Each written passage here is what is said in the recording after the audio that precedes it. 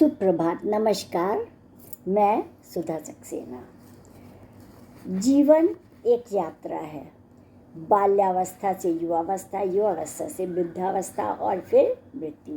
जीवन एक यात्रा है, लेकिन जो लोग आत्मा के अस्तित्व को स्वीकारते हैं या जो लोग ये स्वीकारते हैं कि ये संस्कार हमारे पुनर्जन्म में काम आते हैं या उन संस्कारों के आधार पर अगले जन्म में भी हमें सुख और दुख की प्राप्ति होती है, तो ऐसे विचार हमारे भविष्य को बनाते हैं और इसीलिए ऐसे सद्विचारों को हम जीवन ज्योति कहते हैं। आइए आज जीवन ज्योति पर ही कुछ चर्चा करते हैं। जीवन को एक यात्रा कहा गया है। जो लोग आत्मा का अस्तित्व स्वीकारते हैं उनके लिए इस यात्रा का ना तो कोई आरंभ है और ना ही कोई अंत है। यह शरीर है जो जन्म लेता है और मृत्यु को प्राप्त होता है। आत्मा तो अजर अमर है। जीवन को जन्म और मृत्यु तक ही सीमित समझने वाले जीवन पर्यंत भौतिक सुख सुविधाओं के प्रति आसक्त रहते हैं।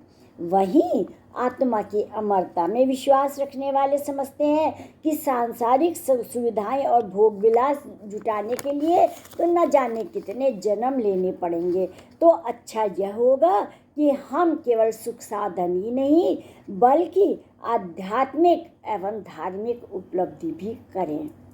समझिएगा, भारतीय संस्कृति में किस प्रकार से हम अपने इंद्रिय के विषयों को नियंत्रित करें, इसके लिए विभिन्न प्रकार से ज्ञानोपदेश दिए गए हैं और ये भी उनमें से एक है। और सत्य है कि यदि हम केवल ये समझते हैं कि यह शरीर है तो हम भौतिक सुख सुविधाओं में ही उलझे रहते हैं, लेकिन जब हम समझते हैं कि नहीं, आगे भी ये संस्कार हमारे बने रहेंगे, तो हम सदैव सद्विचारों की ओर प्रेरित होते हैं।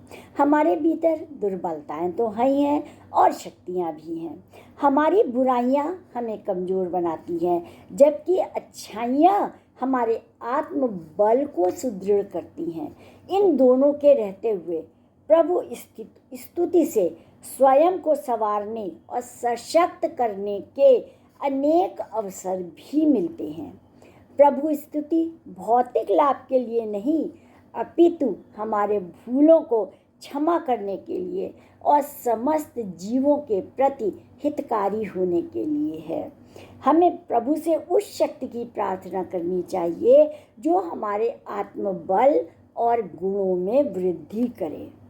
जीवन भर हम स्वप्न और यथार्थ, प्रेम और घृणा, हार और जीत, लाभ और हानि, अच्छे और बुरे और आशा और निराशा के साथ ही इस मानसिकता में भटकते रहते हैं। हम किसी दूसरे को तो नियंत्रित कर नहीं सकते और ना ही उनके क्रियाकलापों को हम रोक सकते हैं, लेकिन हम अपने व्यवहार और कार्यविधि को नियंत्रित अवश्य कर सकते हैं।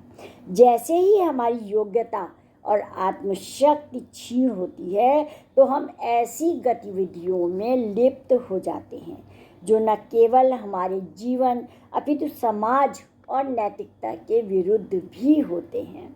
ऐसी स्थिति उचित नहीं है, क्योंकि ईश्वर द्वारा प्रदत्त हमारा जीवन निष्ठा और ईमानदारी की एक ऐसी ज्योति है जो सदैव अंधकार रूपी बुराई को दूर करने के लिए तत्पर रहनी चाहिए।